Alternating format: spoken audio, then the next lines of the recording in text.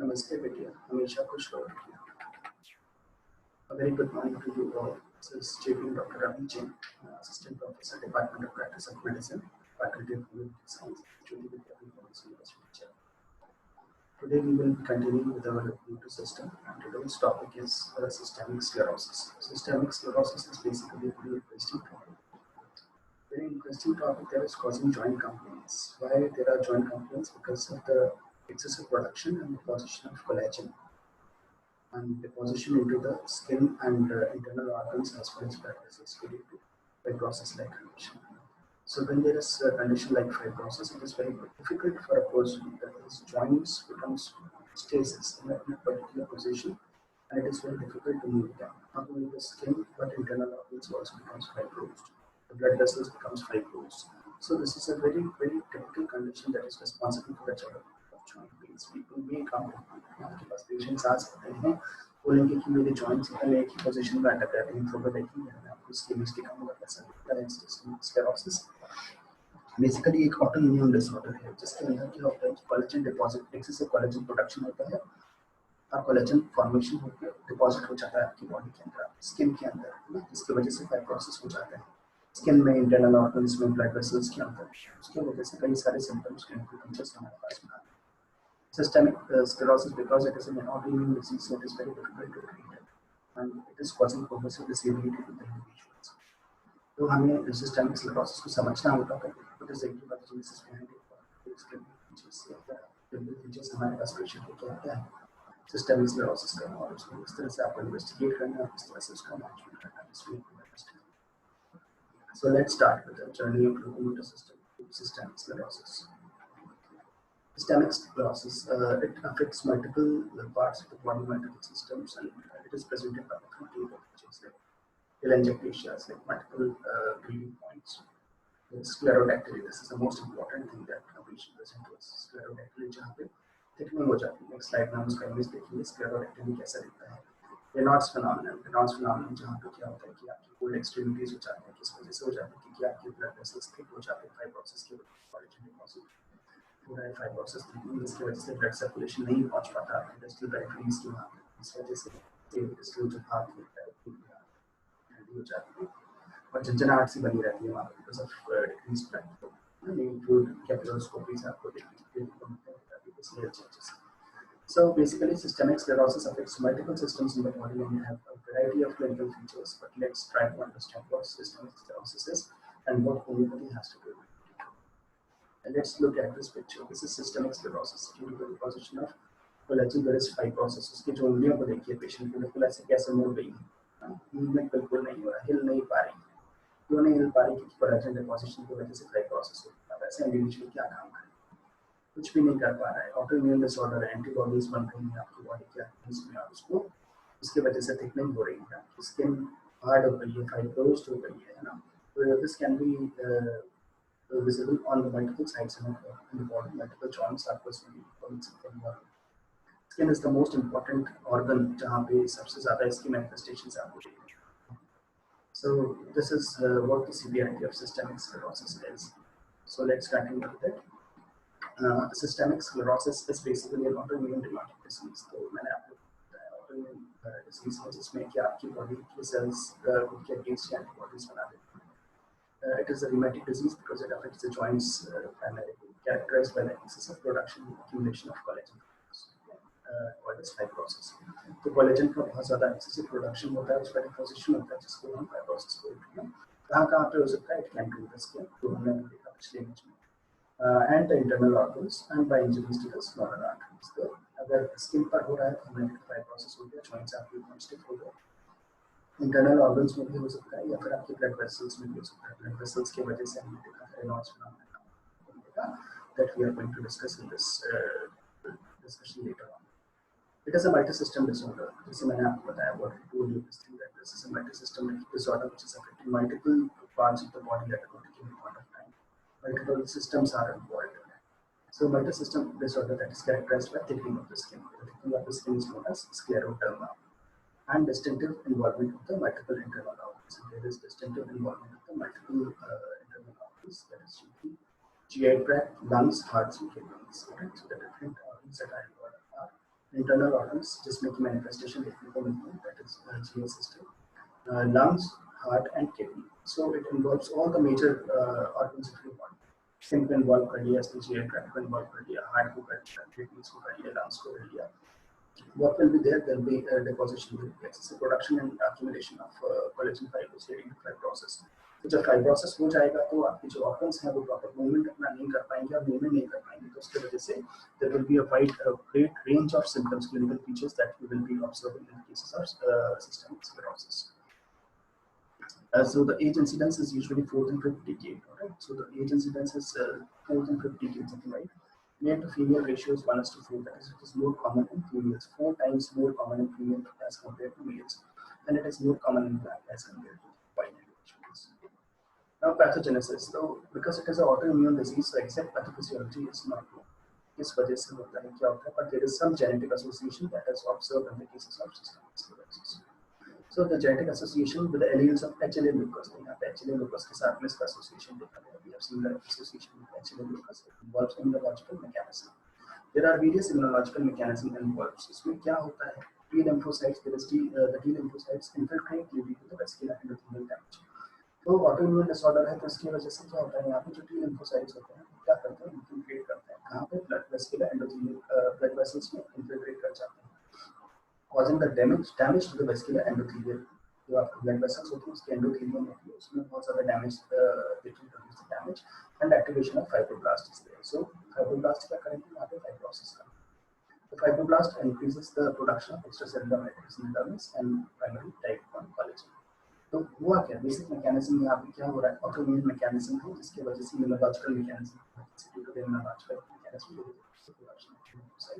which infiltrates the vascular endothelium, the blood vessels, and causes endothelial damage. After that damage, what happens is fibroblast increases the production of extracellular matrix. Extracellular matrix production is increased, in which type 1 collagen production is greatly enhanced. It results in symmetrical thickening, tightening, and induration of the skin. Due to this, what happens is there is thickening, tightening of the skin for the organ affected. जहाँ भी इसका affection होगा, जहाँ भी इसका involvement होगा, वहाँ पे कोलेजन डिपॉजिशन हो जाएगा, excessive production and deposition of collagen leading to fibrosis of that particular organ in which the affection is going on. So there is symmetrical thickening, tightening, and induration of the skin takes place.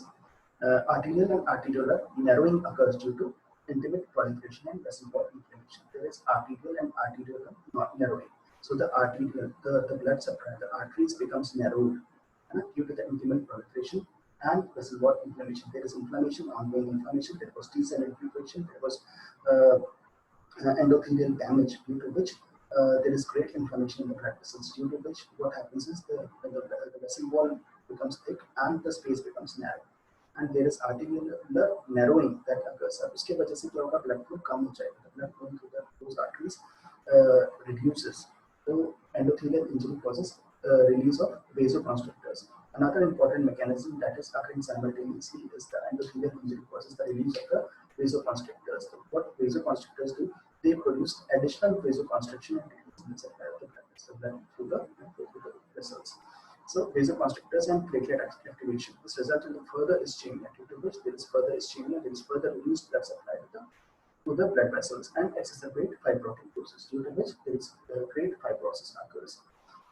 तो blood supply कम हो जाती है. हुआ क्या, T-cell infiltration हुआ, आपका जो endothelial damage है उसके वजह से कोलेजन का प्रोडक्शन हुआ, extracellular matrix production, collagen formation ज़्यादा बढ़ गया वहाँ पे, उसके वजह से फाइब्रोसिस हुआ.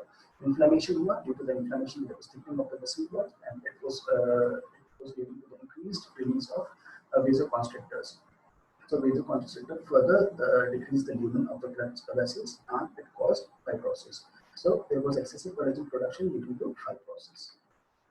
What are the clinical features? So clinical features depend upon the site where the inflammation is taking place. जहाँ पे भी blood vessels involved हैं, उसके according जहाँ का भी जो भी portion, जो भी आपका internal organ, चाहे skin है, internal organs है, we have already discussed कहाँ पे हो सकता है. तो जो भी part involved होगा उसके according the clinical features will be coming to us. So let's understand the clinical features depending upon the site of involvement. So there are, first of all, there are cutaneous changes. Cutaneous changes in terms of there can be edema followed by fibrosis of the skin. Skin कहाँ पे, हमने first figure देखा था, याद कीजिए इस figures को. Chiefly of the extremities, right? Extremities में सबसे ज़्यादा fibrosis देखने को मिलता है. Can be face and trunk. There can be telangiectasias. We have seen telangiectasia, small blood vessels leaking. Calcinosis, there can be calcinosis and Raynaud's phenomenon. Raynaud's phenomenon, when the blood vessels becomes narrow and the blood flow reduces to the periphery. It causes coldness of the extremities, cold peripheries, and there is a sensation of numbness. Arthralgias, there are arthralgias, there can be morning stiffness and flexor tenosynovitis. If it is affecting the GI system, the gastrointestinal system, there can be esophageal hypomotility because of the fibrosis. The esophagus, if the fibrosis occurs in the esophagus, जहाँ पर भी fibrosis होगा, वो उसके movement को कम कर देगा.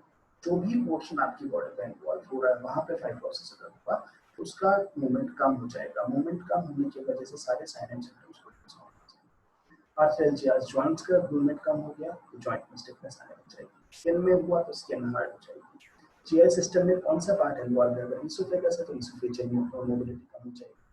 Intestine अगर इन्वॉल्व, अगर आपके इंटेस्टाइन इन्वॉल्व हो रही है तो उसमें हाइपोमोबिलिटी हो जाएगी, उसमें फाइब्रोसिस हो जाएगा, जिसकी वजह से और सिम्टम्स आएंगे. गैस्ट्रिक एंट्रल वेस्कुलर एक्टेशिया हो जाएगा. तो ये सारी चीजें, जहां पर भी जो भी चीज इन्वॉल्व है, जो भी पोर्शन इन्वॉल्व है, वहां पे फाइब्रोसिस हो गया. फाइब्रोसिस होने की वजह से उस पर्टिकुलर पोर्शन का मोशन कम हो जाएगा, मूवमेंट कम हो जाएगा.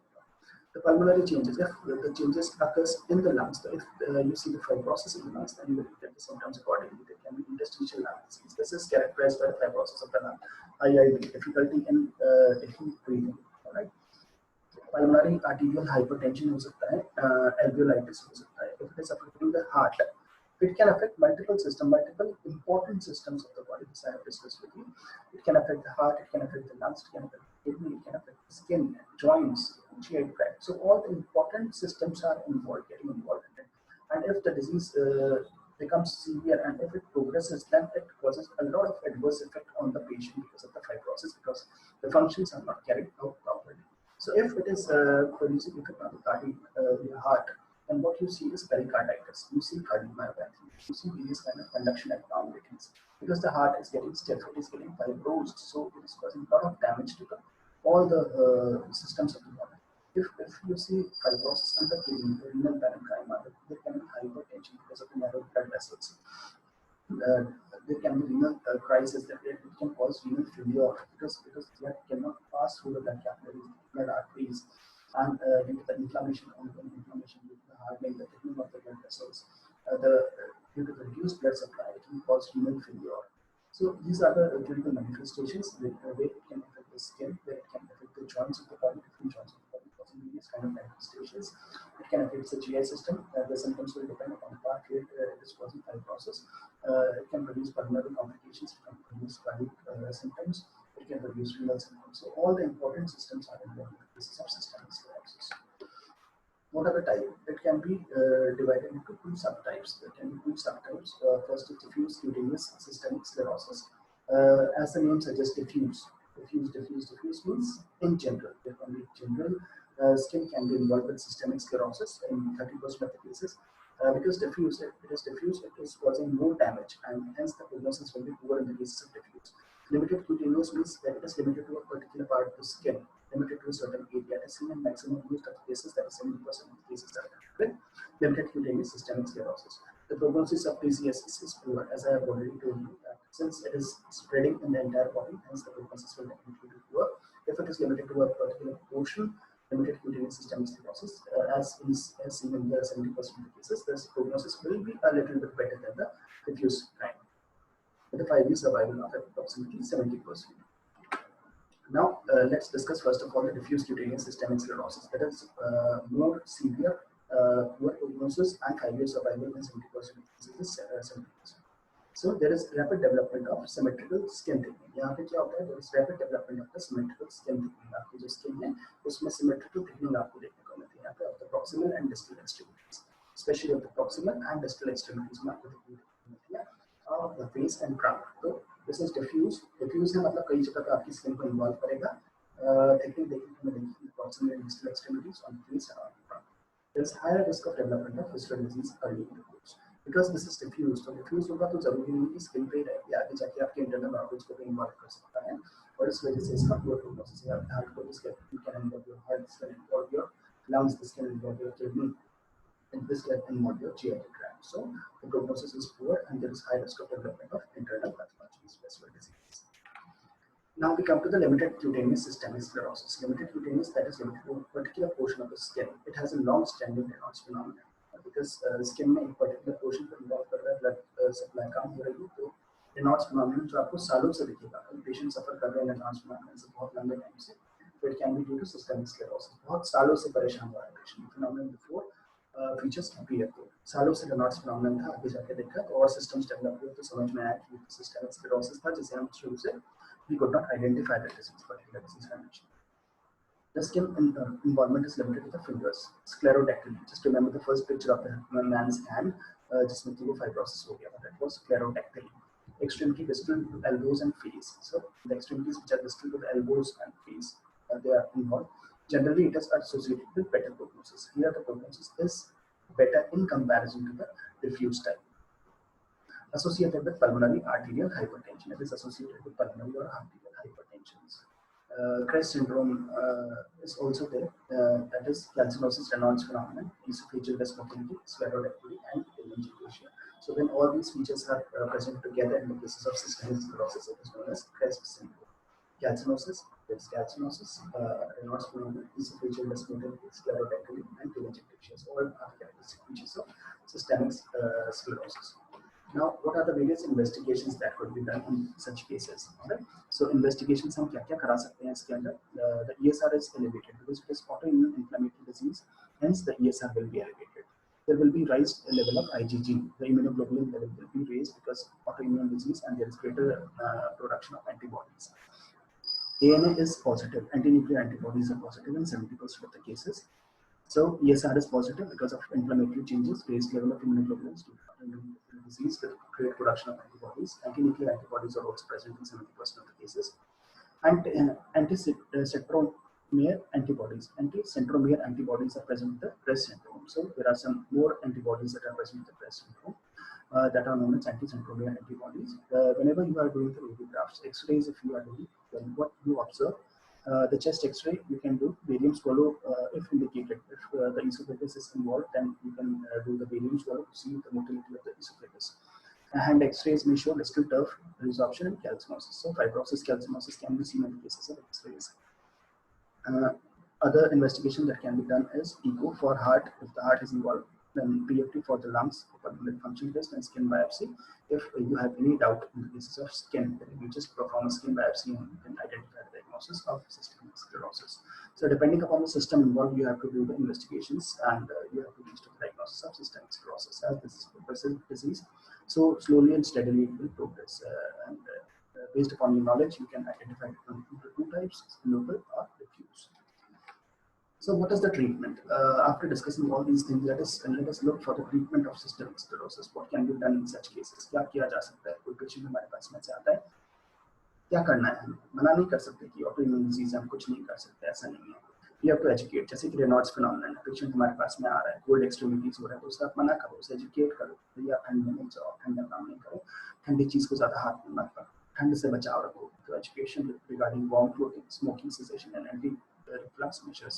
You have to tell the patient about if the esophagus is involved, you have to tell him about the reflux, the anti-reflux measures. And you have to ask the patient to reduce smoking because smoking causes further fibrosis. You have to educate regarding warm clothing, the calcium channel blockers. You have to give the calcium channel blockers in order to prevent vasoconstrictions. That is useful in Raynaud's phenomenon. Example of that is nephrectomy. You have to give ACE inhibitors for controlling hypertension because hypertension is very common in this disease condition. So you have to give ACE inhibitors in limiting the progression of renal disease. Because all the important systems are involved. You are getting involvement in the skin, the lungs, the liver, the heart, the kidney.